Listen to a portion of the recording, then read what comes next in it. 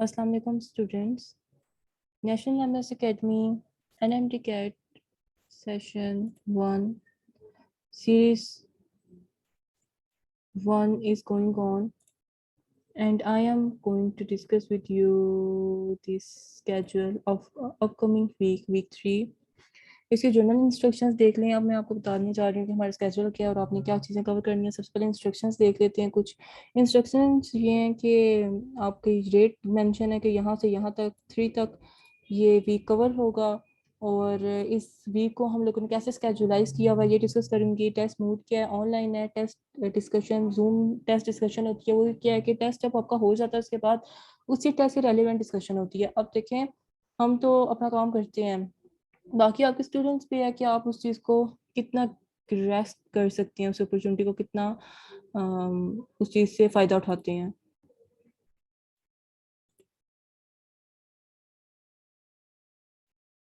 बाकी ये है कि जो टोटल एमसीक्यूज हैं वो 60 होते हैं टेस्ट में। अब 60 एमसीक्यूज होती हैं। पहले ऐसे था कि जो आपने पहले 2 हफ्ते दिए हैं टेस्ट उसमें ये था कि 15 ईच आ रहे थे ना। अब 20 ईच होंगे each subject, bio chemistry physics.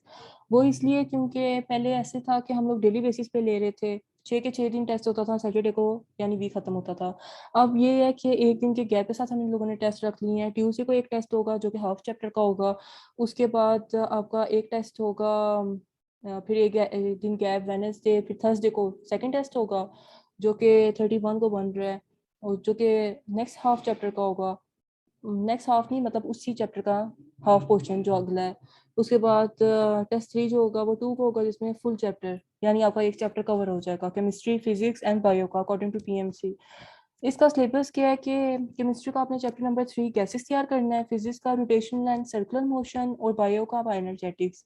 अब टॉपिक्स में कन्वर्ट करने का मकसद ये है कि सब बच्चे इस अपॉर्चुनिटी का फ़ायदा उठाएं, तैयारी करें और साथ साथ टेस्ट भी करें, अपने आप को सेल्फ असेसमेंट करें और जहाँ पे समझ नहीं आती आपके लिए उससे भी बड़ी अपॉर्चुनिटी ये है कि आपको वो प्रोवाइड की जाती है टेस्ट डिस्कशन और उसके बाद रिकॉर्डेड भी उसको हम प्रोवाइड कर देते हैं। इससे बड़ा कुछ नहीं हो सकता, कोई बंदा इस तरह नहीं करता।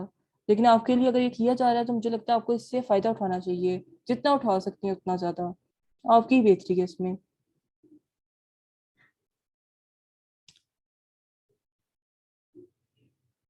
बाकी ये है कि टेस्ट 1 जो है आपका केमिस्ट्री का सिलेबस यहाँ पे मेंशन है।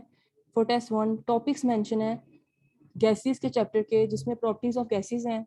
हाईली इजी प्रॉपर्टीज करते वक्त मुझे नहीं लगता इतना टाइम लगता है, हाँ, लेकिन आप लोगों ने इस बेस पे तैयारी करनी है कि आप लोगों के जहन में ये चीज़ हो कि आप लोग किस चीज़ के लिए तैयारी कर रहे हैं। एनएमटी कैट के लिए तैयारी कर रही हैं तो उसमें एमसीक्यूज आएंगे ऑब्वियसली। शॉर्ट क्वेश्चन आंसर या लॉन्ग क्वेश्चन आंसर तो मैंने पूछने नहीं है, तो अपनी तैयारी भी इस लिहाज से करें कि आप लोग एमसीक्यूज अटेम्प्ट कर सकें चाहे वो जिस दुनिया के कोने में से आ जाए। प्रॉपर्टीज ऑफ गैसेस के रिलेटेड आप है गैस लास्ट के रिलेटेड कहीं से भी आ जाए ना, तो आप इस एबल हों कि आप उसको अटेम्प्ट कर सकें। तो अपनी तैयारी इस तरह किया करें, कोई लाइन ना छोड़ें बुक की, कोई चीज़ ना छोड़ें, हर चीज़ इंपॉर्टेंट है। एमसीक्यूज कहीं से भी लाइंस होती है ना, वो उठा के सीधी सीधी लिख देते हैं उसको एमसीक्यूज बना के। और ज़्यादा से ज़्यादा क्या होता है कि ट्रिकी ऐसे हो जाते हैं एमसीक्यूज के बात को घुमा देते हैं बहुत स्लाइट से डिफरेंस के साथ, यानी पूरी स्टेटमेंट करेक्ट होगी उसमें से हो सकता है जो वर्ड एंड पे आना है ना उसको उठा के पहले लिख दिया और जो पहला वर्ड है उसको एंड पे लिख दिया, तो लेकिन उसका मतलब चेंज हो जाता है तो बच्चे कंफ्यूज हो जाते हैं, फिर गलत हो जाते हैं एमसीक्यूज, बच्चों को समझ नहीं आती।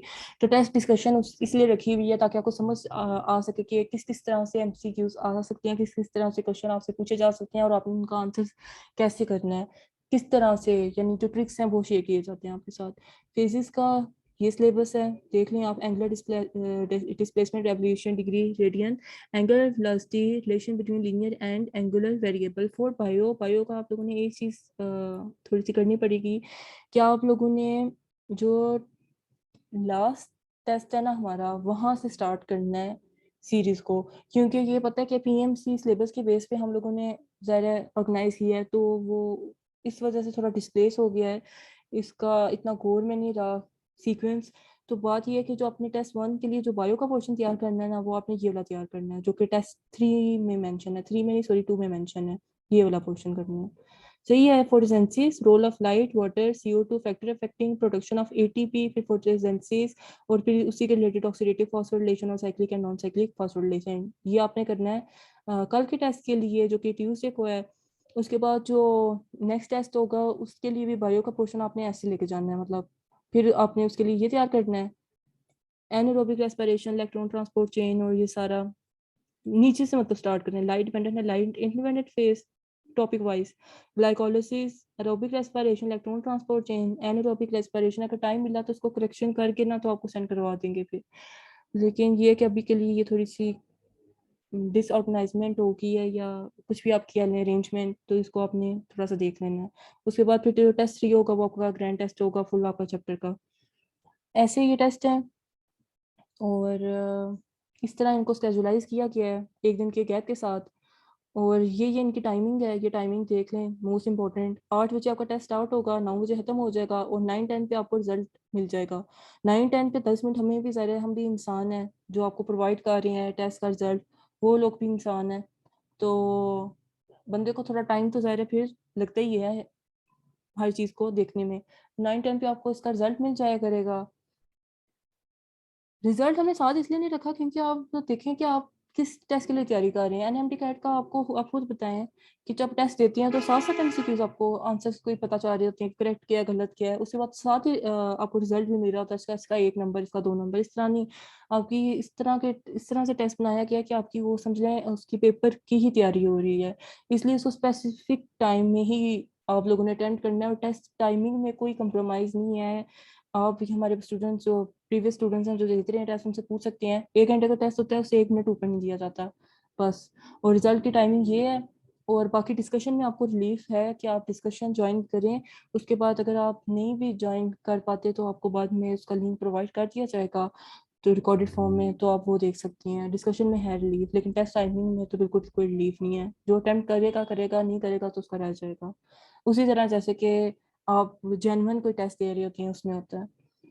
तो ये चीज़ है। बाकी आपकी बेटरमेंट है, आप टेस्ट लेते हैं, आप तैयारी करती हैं, डिस्कस करते हैं उससे, तो इंशाल्लाह you would be very better. तो इस चीज़ को सीरियस लें, अपनी तैयारी करें, और best of luck for your future. Thank you so much. अल्लाह हाफिज़।